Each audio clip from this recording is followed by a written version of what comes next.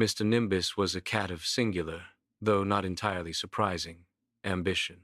He aspired to do absolutely nothing. From his perfect nap spot in a patch of sun on the rug, to his perfect nap spot on the freshly folded laundry, Mr. Nimbus was a connoisseur of indolence. He had mastered the art of the slow blink, the stretched yawn, and the utterly dramatic flop. His human, an anxious young man named Leo, often fretted over the cat's lack of productivity.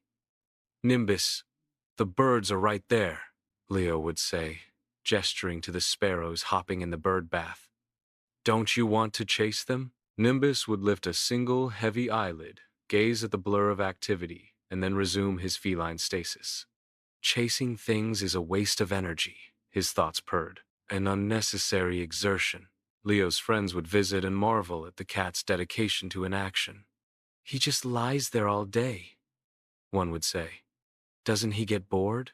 "I don't think so," Leo would sigh. "I've tried everything. New toys, laser pointers, even putting cat videos on the TV. One afternoon, as Leo was trying to find a new feline-themed distraction, he muttered to himself, "I feel like all I do is waste time catering to this cat." Nimbus, who had been contemplating the complex patterns of dust motes in the sunbeam, flicked an ear. "I'm not wasting," he retorted in a thought so clear it almost felt spoken. "Wasting time is putting long-form videos on YouTube when people only watch shorts." Leo, startled, stopped in his tracks and stared at the cat.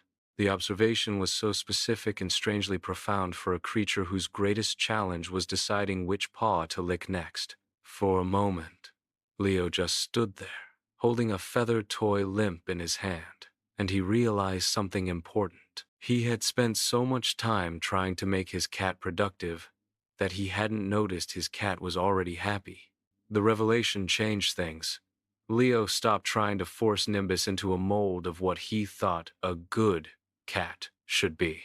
Instead of buying new toys, he started buying Nimbus more luxurious beds and blankets.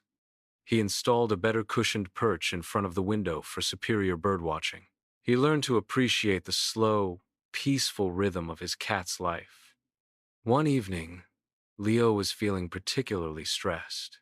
He had a big presentation the next day and was struggling to focus, jumping from one task to another without finishing anything.